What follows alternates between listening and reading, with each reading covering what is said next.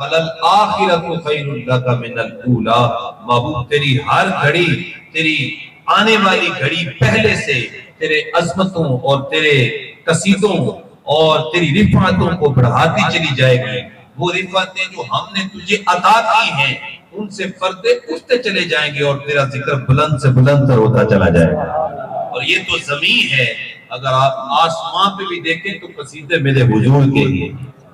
میرے امام بولے عرش پہ تازہ چھیڑ چھاڑ، فرش پہ طرفہ دھوم دھام، کان جدھر لگائیے تیری ہی لاز۔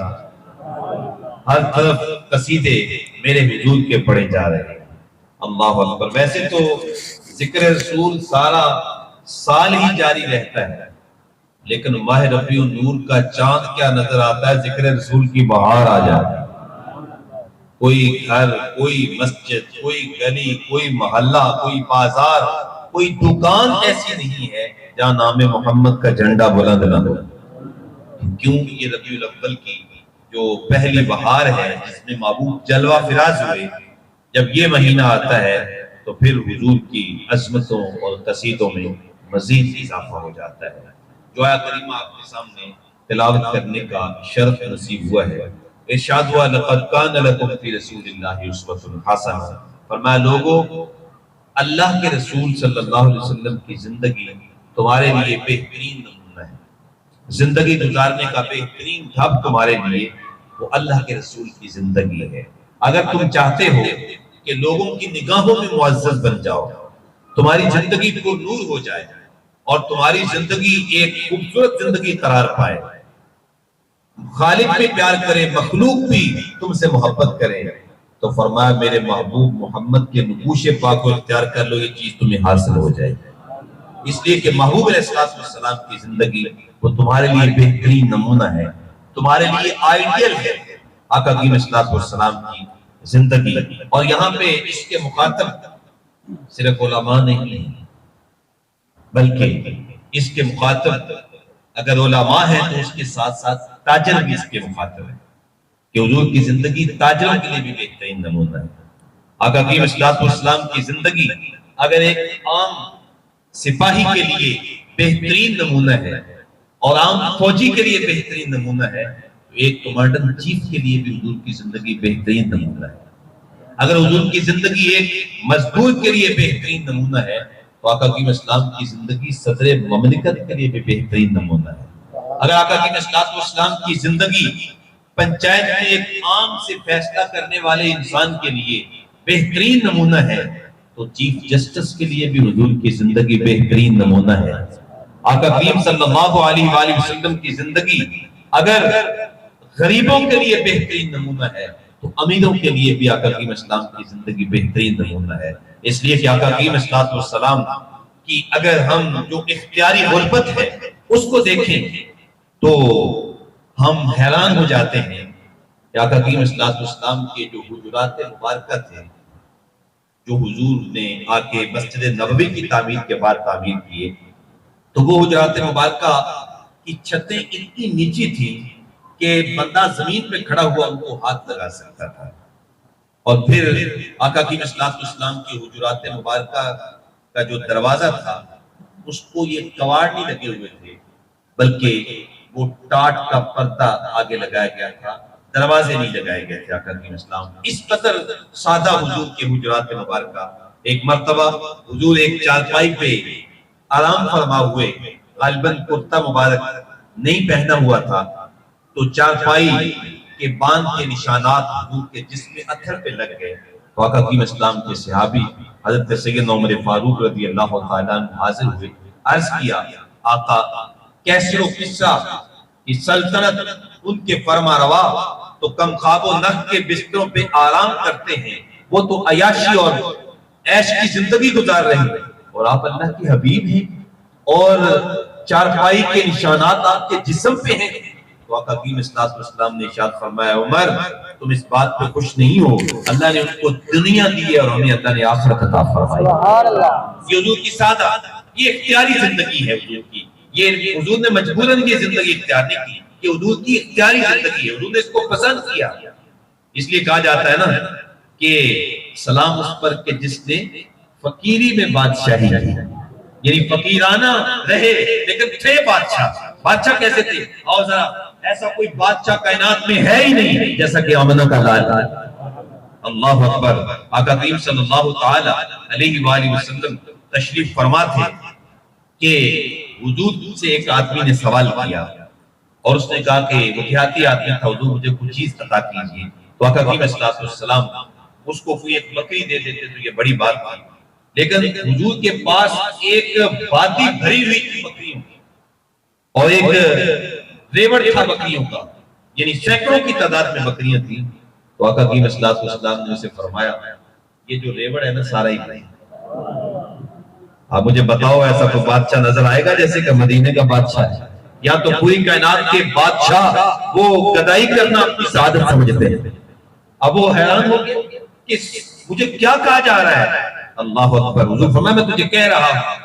اب وہ ساری بکریاں ہانکتا ہوا لے گیا اپنے گاؤں میں، اپنے علاقے میں، اور علاقے کے لوگوں کو جمع کر کے کہتا ہے لوگوں اگر میری بات مانو نا تو محمد کے نوکر بن جاؤ۔ فَإِنَّ مُحَمَّدًا يُؤْتِي عَطَاءً لَمْ يَخْشَ الْفَاقَةَ، اس لیے کہ محمد صلی اللہ علیہ وسلم وہ ایسا نوازتے ہیں ہمیں، وہ ایسی خیرات عطا کرتے ہیں کہ جس سے ایک مرتبہ خیرات دے دیتے ہیں پوری زندگی غربت کا خوف ہی ختم کر دیتے ہیں۔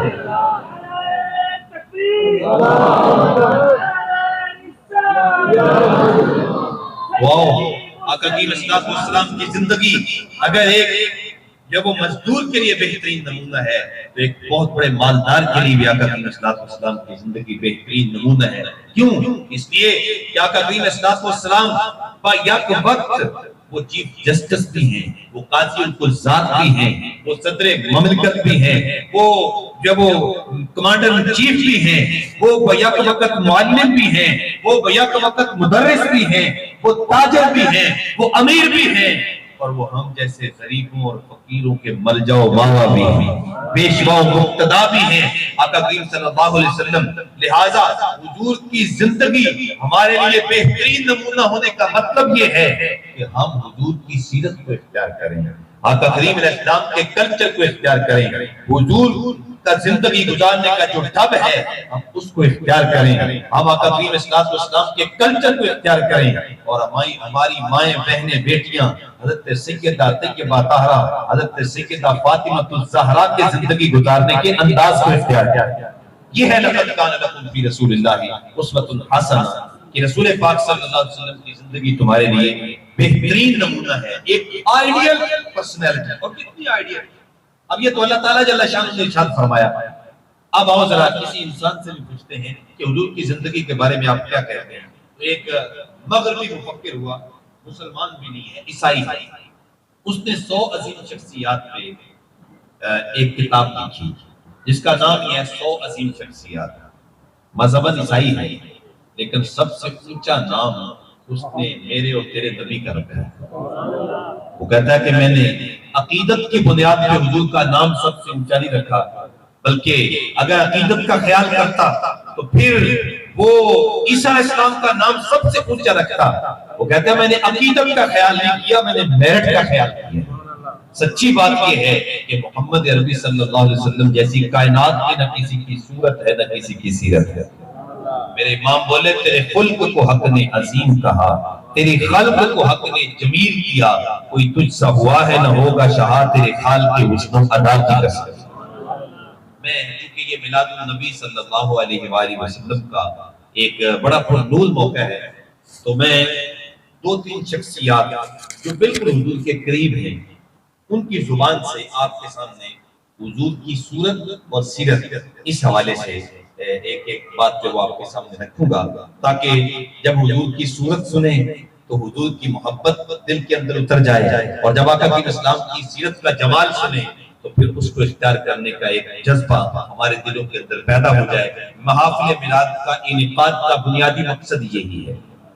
تو آئیے ذرا سب سے پہلے ہم جو وہ آقا کی اسلام کی زوجہ محترمہ سے پوچھتے ہیں۔ ایک فرانسیسی مفکر کہتا ہے کہ انسان کے گھر والے انسان کو جلدی ہیرو نہیں مانتے۔ جو اہلیہ ہوتی ہے ظاہر ہے اس کے سامنے اچھائیاں بھی ہوتی ہیں، کچھ نقائص بھی ہوتے ہیں، تو سب لوگ ہیرو مان جائیں لیکن انسان کی جو اہلیہ ہے وہ جلدی انسان کو ہیرو نہیں مانتی. لیکن یہ ہمارے آقا صلی اللہ علیہ وسلم کی سیرت کا جمال ہے کہ عورتوں میں سب سے پہلے جس خاتون نے میرے آقا کا کلمہ پڑھا وہ حضور کی اپنی زوجہ محترمہ حضرت سیدہ خدیجہ الکبریٰ رضی اللہ عنہا. کیسا کردار ہے یار، کیسا جمال ہے سیرت کا. اور حضور کی دوسری زوجہ محترمہ محبوب خدا حضرت سیدہ عائشہ صدیقہ رضی اللہ تعالی عنہا. آپ حضور کی صورت کے متعلق آپ کا ایک جملہ سنیے، آپ کے سینے میں ٹھنڈ پڑے گی. ارشاد فرماتی ہیں لنا شمس ولل آفاق شمس، کہا لوگو ایک سورج تمہارا ہے اور ایک سورج میرا ہے. تمہارا سورج وہ ہے جو صرف دن کو چمکتا ہے اور میرا سورج وہ ہے جو دن کو بھی چمکتا ہے راتوں کو بھی چمکتا ہے.